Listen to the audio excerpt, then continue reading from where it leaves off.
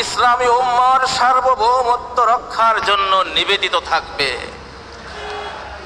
প্রথম অধ্যায় ভিত্তিমূলক নীতি, ধারা 1 রাষ্ট্রের প্রকৃতি। এটি একটি ইসলামী প্রজাতন্ত্রী বাংলাদেশ, একটি শাসন ব্যবস্থা যা আল্লাহর নীতির উপর প্রতিষ্ঠিত, যেখানে সমস্ত আইন ও নীতিমালা শরিয়া থেকে উদ্ভূত এবং ন্যায় বিচার ও সমতার জন্য নিবেদিত থাকবে। ধারা 2 রাষ্ট্রের লক্ষ্য আল্লাহর সার্বভৌমত্ব রক্ষা করা। 2 সকল নাগরিকের মর্যাদা এবং অধিকার নিশ্চিত করা। 3 নৈতিক, সামাজিক এবং অর্থনৈতিক ন্যায় বিচার প্রচার করা। 4 সমস্ত ধরনের নির্যাতন এবং দুর্নীতির বিরুদ্ধে লড়াই করা। 5 বৈশ্বিক ইসলামী সম্প্রদায় অর্থাৎ উম্মার মধ্যে ঐক্য প্রতিষ্ঠা করা।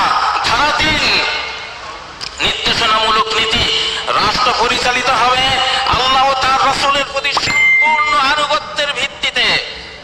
2 বিদেশি আধিপত্য থেকে স্বাধীনতা বজায় রাখার উপর।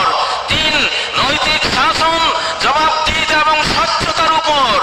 4 শিক্ষা এবং বৈজ্ঞানিক উন্নয়নকে উৎসাহিত করার উপর। আমরা রাজি? কারা কারা রাজি একটু হাত তুলুন। আপনারা কি এই সংবিধানকে ভোট দিচ্ছেন?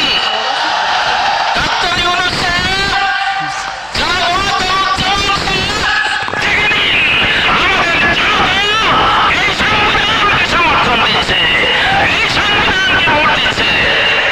ধারা 4 আমরা একজন সর্বোচ্চ নেতা, সুপ্রিম লিডার প্যানেল করব। সেই প্যানেল রাষ্ট্রের সর্বোচ্চ তত্ত্বাবধান করবে। সর্বোচ্চ নেতাদের যে সুপ্রিম লিডার প্যানেল থাকবে, তারা বিশেষজ্ঞ পরিষদের মাধ্যমে নির্বাচিত হবে, যার ভিত্তি হলো ইসলামী আইন শাস্ত্রের জ্ঞান, ধর্মীয় পবিত্রতা এবং নেতৃত্বের দক্ষতা। এটা একটা পরামর্শ, করলে করতে পারেন, নাও করতে পারেন। ধারা 5 বিশেষজ্ঞ পরিষদ। বিশেষজ্ঞ পরিষদ সর্বোচ্চ নেতাদেরকে নির্বাচন করবে, পর্যবেক্ষণ এবং প্রয়োজনীয় অপসারণের জন্য দায়িত্বপ্রাপ্ত হবে। 2 পরিষদের সদস্যরা জনগণের দ্বারা নির্বাচিত হবে, তবে তাদের অবশ্যই কঠোর ধর্মীয় এবং নৈতিক মানদণ্ড পূরণ করতে হবে। ধারা 6 ক্ষমতার পৃথকীকরণ। ইসলামী প্রজাতন্ত্র নির্বাহী, আইনসভা এবং বিচার বিভাগের মধ্যে ক্ষমতার পৃথকীকরণ নিশ্চিত করবে, যা সর্বোচ্চ নেতার তত্ত্বাবধানে পরিচালিত হবে। ধারা 7 মৌলিক অধিকার। সকল নাগরিক জাতি বা সম্প্রদায় নির্বিশেষে আইনের সামনে সমান। মুসলিমরা একটি রাজনৈতিক, অমুসলিমরাও প্রত্যেকে এক একটি সমমর্যাদার রাজনৈতিক ইউনিট, কেউ সংখ্যালঘু নয়। 2 ইসলামী নীতিমালার সীমার মধ্যে মত প্রকাশ, সংবাদপত্র এবং সমাবেশের স্বাধীনতা নিশ্চিত করা যাবে। 3 রাষ্ট্র সকল নাগরিকের জন্য স্বাস্থ্যসেবা এবং সামাজিক সুরক্ষা প্রদান করবে, নারী ও শিশুর সুরক্ষা করবে।